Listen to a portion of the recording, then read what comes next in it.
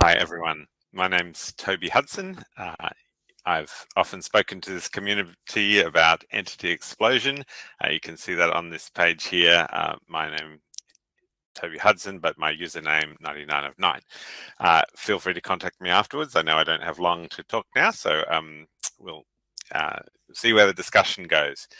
I was asked to pitch to this stream about education, and since my academic job is in the School of Chemistry at the University of Sydney, I thought I would pitch some chemistry to you.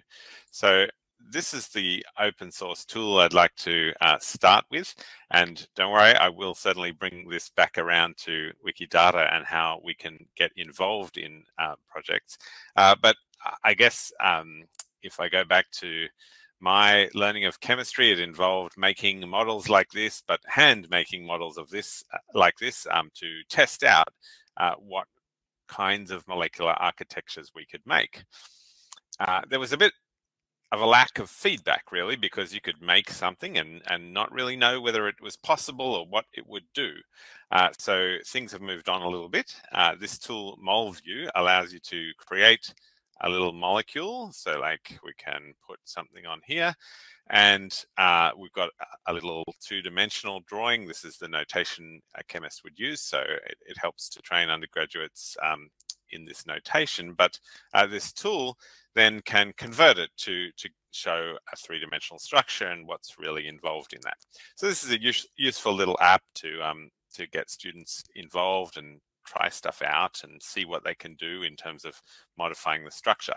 But again, it doesn't really tell you very much about what you have made, except that you might notice up here, it has figured out something about the molecule we have made. It says CID equals 1140.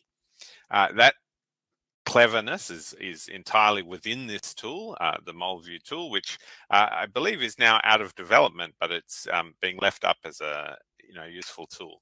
What this CID is saying is it's actually a reference to the PubChem CID, chemical identifier. And that's built in here because I guess you can go to tools and go to the PubChem source and find some information about it. But I wanted to show you how this might link up with entity explosion in particular. And if you're not familiar with this, it's a browser extension that allows you to navigate to the same item from any item on the web in one database to go to this same item in another. So I'm going to take my molecule, which is 1140. I'm going to click on that browser icon, the extension icon. You'll note my language is English, but that's not compulsory. You can choose any language that Wikimedia projects support. And what this does is it has looked up and found that the toluene item in Wikidata has this CID marked on it, which is great. It means we've been doing our job as Wikidatans. But the other thing then is that it can draw a query about everything that Wikidata knows about toluene, and so we could see all of the data off into other databases, and we could go off there, or we could go find out about toluene on Wikipedia if we like, right? So there's an immediate bridge between what the students have created themselves and finding real world information about what that is and how toxic and what its history is. So from a structure all the way to the history. I mentioned that this was enabled by our PubChem identifier. And so this is the page for that PubChem CID. If I go down to the property which has made this all happen, it's sorry, I've got to go down and find it. But it is this third-party formatter URL.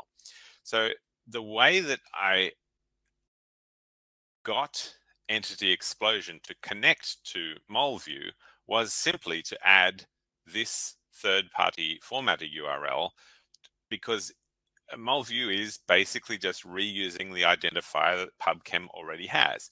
And so this is a really useful way of connecting sites that are able to do, well, certainly if they're reusing an identifier, it means that we can overload that and start bridging all of those gaps. So I wanted to show some other possible examples of how you might go in the other direction. So if you start on hydroxychloroquine and you drop down entity explosion, because of course it works from within Wikimedia sites as well. Obviously I picked a drug that's in the news a bit. Hydroxychloroquine has been in the news for the last year or so.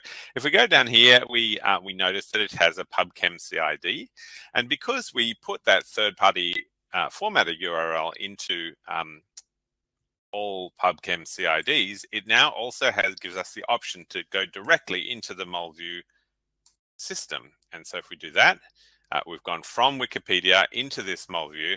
It has now brought up the actual structure of hydroxychloroquine, and we can play with it. So we could ask students perhaps to test out if you can get oops, I didn't mean to do that. I'll reload that.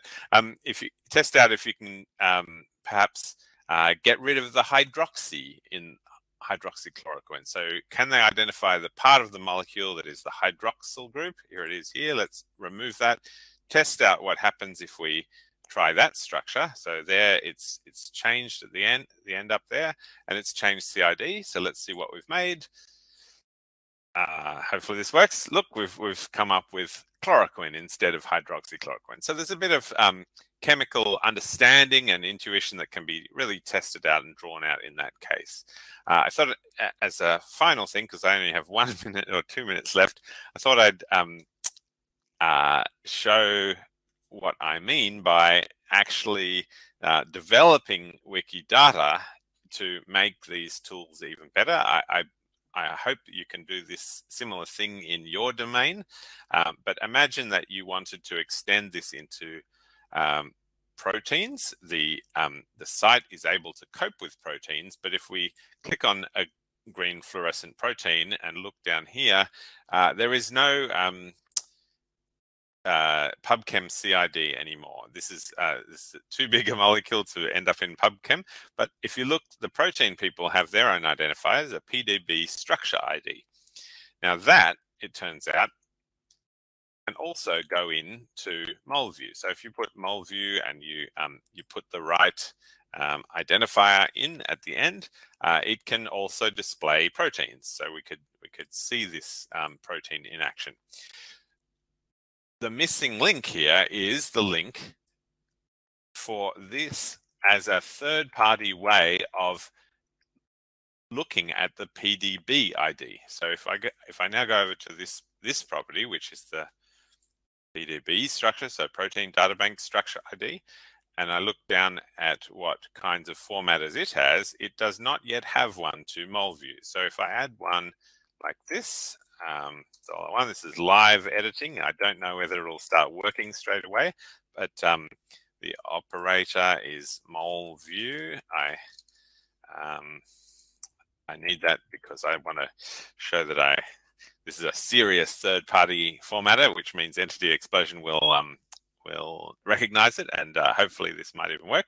So now that I've got that third-party formatter in place, then I believe that soon down the track, not only will you be able to use Entity Explosion from a protein in MolView, but also you'll be able to go from the green fluorescent protein Wikipedia article.